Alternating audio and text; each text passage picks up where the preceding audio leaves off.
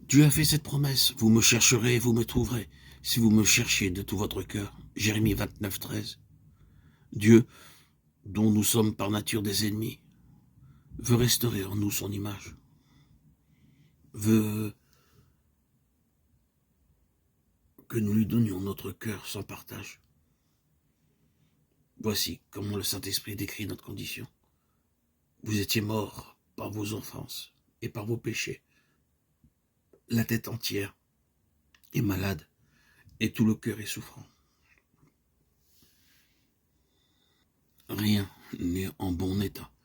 Nous sommes retenus par les pièges de Satan et soumis à sa volonté. Éphésiens 2, 1, Ésaïe 1, 5, 6, 2 Timothée 2, 26. Dieu désire nous guérir et nous rendre la liberté. Mais comme cela nécessite une transformation complète de notre nature, il faut que nous nous abandonnions entièrement à lui. La guerre contre le moi est la plus grande qui ait jamais été livrée.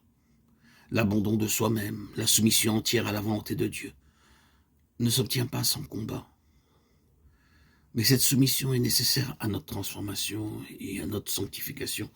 Le gouvernement de Dieu n'est pas fondé comme Satan voudrait le faire à croire sur une soumission aveugle de notre part et une domination arbitraire. Dieu fait appel à notre intelligence, à notre conscience. Venez et plaidons, Ésaïe 1, 18. Telle est l'invitation que le Créateur adresse à tous les êtres. Il ne violente pas la volonté de ses créatures. Il ne peut accepter un hommage qui n'est pas volontaire et qui ne lui est pas donné intelligemment et de bon cœur. Une soumission forcée empêcherait tout vrai développement intellectuel et moral. Elle abaisserait l'homme à l'état d'automate. Tel n'est pas le dessein du Créateur. Il désire que l'homme, couronnement de sa puissance créatrice, atteigne le plus haut degré de développement. Il place devant nous la félicité à laquelle il veut que nous parvenions par sa grâce. Désireux d'accomplir sa volonté en nous, il nous invite à nous donner à lui.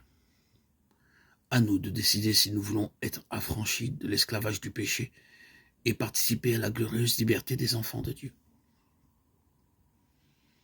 En nous donnant à Dieu, nous devons nécessairement abandonner tout ce qui pourrait nous tenir éloignés de lui.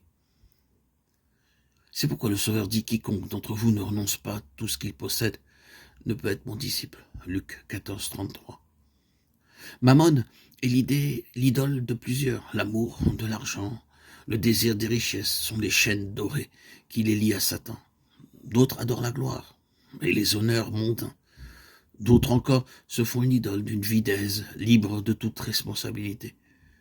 Mais il faut que ces chaînes soient rompues. Nous ne pouvons être en partie au Seigneur et en partie au monde. Nous ne devenons les enfants de Dieu que dès le moment où nous le sommes sans réserve.